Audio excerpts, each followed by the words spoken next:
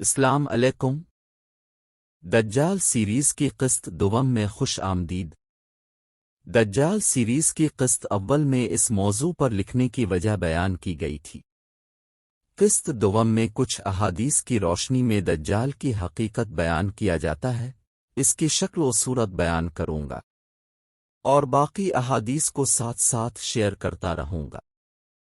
بنیادی باتوں پر میں زیادہ بحث نہیں کرتا کیونکہ ابتدائی باتوں کا اکثریت کو علم ہے۔ نبی علیہ السلام کا ارشاد ہے، جو شخص سورہ کہف کی ابتدائی 10 آیتیں یاد کرے گا اور اس کو پڑھے گا تو وہ دجال کے فتنے سے محفوظ رہے گا۔ صحیح مسلم میں روایت مذکور ہے، یعنی اللہ تعالیٰ نے یہ کتاب اس لیے نازل کی ہے کہ اس کے ذریعہ ان کو ڈرایا جائے جو کہتے ہیں کہ اللہ تعالیٰ نے ایک بیٹا بنا لیا۔ پس دجال کا فتنہ اور مسیح کا فتنہ ایک ہی شے ہے، کیونکہ علاج بیماری کے مطابق ہوتا ہے۔ اگر دجال کا فتنہ مسیحی فتنہ سے علیحدہ ہوتا تو ممکن نہ تھا کہ رسول کریم علیہ الصلاۃ والسلام جیسا حکیم انسان دجال سے بچنے کے لیے ایسی آیات پڑھنے کا حکم دیتا جن میں اس کا ذکر تک نہیں۔ سیدنا جابر بن عبداللہ رضی اللہ عنہ سے روایت ہے، وہ کہتے ہیں کہ رسول اللہ علیہ السلام نے فرمایا، نہ کوئی ایسا فتنہ رونما ہوا اور نہ قیامت تک ہوگا جو فتنہ دجال سے زیادہ سنگین ہو۔ مسند احمد حدیث نمبر 12974۔ راشد بن سعد رضی اللہ عنہ فرماتے ہیں، جب استخر فتح ہوا تو ایک آواز دینے والا نے یہ آواز دی، خبردار، دجال کا ظہور ہو چکا ہے۔ یہ سن کر سیدنا مصعب بن جثمہ رضی اللہ عنہ لوگوں کو جا کر ملے اور کہا، جو کچھ تم کہہ رہے ہو ایسا اگر نہ ہوتا تو میں تمہیں بتلاتا کہ رسول اللہ علیہ السلام نے یہ فرمایا ہے کہ اس وقت تک دجال کا ظہور نہیں ہوگا جب تک ایسا نہ ہو جائے کہ لوگ اس کے ذکر سے مکمل طور پر غافل ہو جائیں اور ائمہ یعنی خطبہ حضرات منبروں پر اس کا ذکر کرنا چھوڑ دیں۔ مسند احمد حدیث نمبر 12975۔ ابو ودوق سے روایت ہے کہ سیدنا ابو سعید خدری رضی اللہ عنہ نے مجھ سے کہا، کیا خوارج دجال کے ظہور کا اقرار کرتے ہیں؟ میں نے کہا، جی نہیں۔ انہوں نے کہا، رسول اللہ علیہ السلام نے فرمایا، میں 1000 بلکہ اس سے زائد نبیوں کے بعد آیا ہوں، ہر نبی جس کی پیروی کی گئی نے اپنی امت کو دجال سے خبردار کیا ہے، لیکن مجھے اس کی ایسی ایسی علامتیں بیان کی گئی ہیں جو کسی دوسرے نبی کو نہیں بتلائیں گئی تھیں۔ یاد رکھو کہ دجال کانا ہوگا اور تمہارا رب کانا نہیں ہے۔ دجال کی داہنی آنکھ بھینگی اور اس طرح نمایاں ہوگی جیسے کسی چونا گچ دیوار پر بلغم اکھنکار کا نشان ہو، اور اس کی بائیں آنکھ چمکتے ہوئے تارے کی مانند ہوگی۔ ہر زبان بولنے والے اس کے ساتھ ہوں گے۔ اس کے پاس جنت کے مشابہ سرسبز باغ ہوگا جس میں پانی بہہ رہا ہوگا، اور جہنم کے مشابہ بھی ایک سیاہ چیز ہوگی جو دھواں چھوڑ رہی ہوگی۔ مسند احمد حدیث مبارکہ 12987۔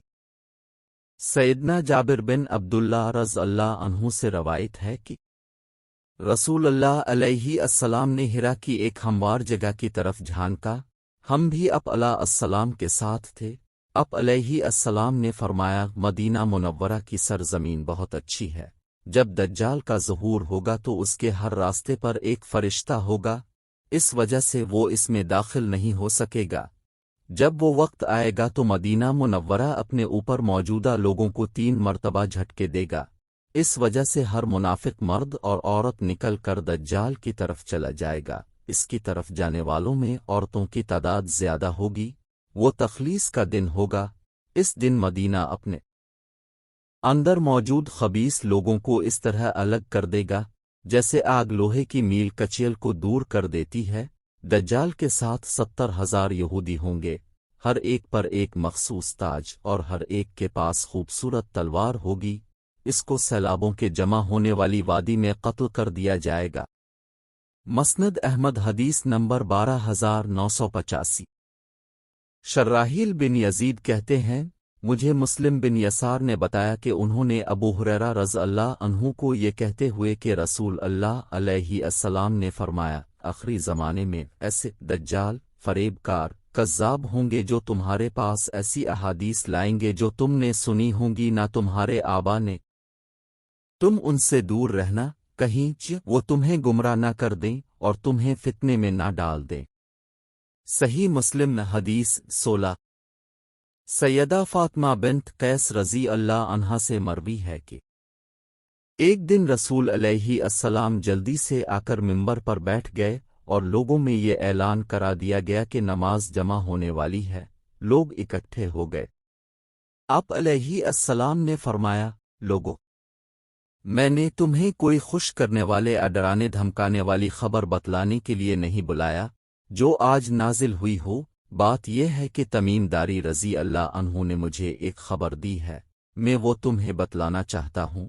اس کی تفصیل یہ ہے کہ فلسطین کے کچھ لوگ سمندری سفر پر روانہ ہوئے۔ وہ طوفان کی وجہ سے ایک سمندری جزیرے پر پہنچ گئے۔ وہاں انہوں نے ایک ایسا جانور دیکھا جس کے اوپر بال ہی بال تھے، اور بالوں کی کثرت کی وجہ سے اس کی یہ شناخت نہیں ہو رہی تھی کہ وہ مذکر ہے یا مؤنث۔ بہرحال انہوں نے اس سے پوچھا، تو کون ہے؟ اس نے کہا، میں جساسہ ہوں۔ انہوں نے کہا، ہمیں کچھ بتلاؤ۔ اس نے کہا، نہیں، میں نے تمہیں نہ کچھ بتلانا ہے اور نہ پوچھنا ہے، البتہ اس خانقاہ میں ایک آدمی ہے، وہ تمہیں بعض باتیں بتانے اور بعض پوچھنے کا شوقین ہے۔ یہ لوگ اس مقام میں چلے گئے۔ وہاں ایک کانا آدمی زنجیروں میں جکڑا ہوا تھا۔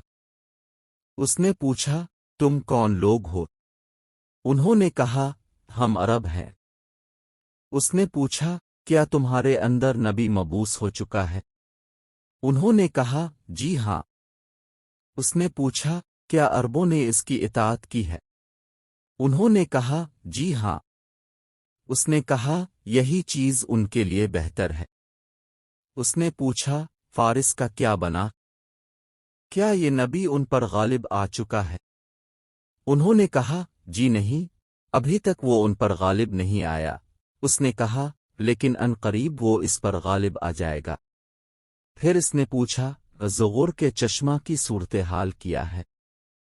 انہوں نے کہا، وہ بھرا ہوا ہے اور چھلک رہا ہے۔ اس نے پوچھا، بیسان کے نخلستان کے بارے میں بتاؤ، کیا وہ پھل دیتے ہیں؟ انہوں نے کہا، جی اس کے درخت پھل دے رہے ہیں۔ یہ باتیں سن کر وہ خوب اچھلا۔ ہم نے سمجھا کہ شاید وہ اپنی قید سے نکل جائے گا۔ پھر ہم نے اس سے پوچھا، تم کون ہو؟ اس نے کہا، میں دجال ہوں اور خبردار ہو جاؤ، میں ان قریب ساری زمین کو روند دوں گا، ماں سوائے مکہ اور طیبہ یعنی مدینہ کے۔ پھر رسول اللہ علیہ السلام نے فرمایا، مسلمانوں کی جماعت، خوش ہو جاؤ، یہ طیبہ ہے، دجال اس میں داخل نہیں ہو سکے گا۔ دیکھیے مسند احمد حدیث نمبر 12977۔ یہاں تک قسط دوم ختم ہو گیا۔ قسط سوم بھی جلد ہی شیئر کروں گا جس میں یہ موضوع ہوگا، دجال کہاں ہے، برمودا تکون ڈیول سی۔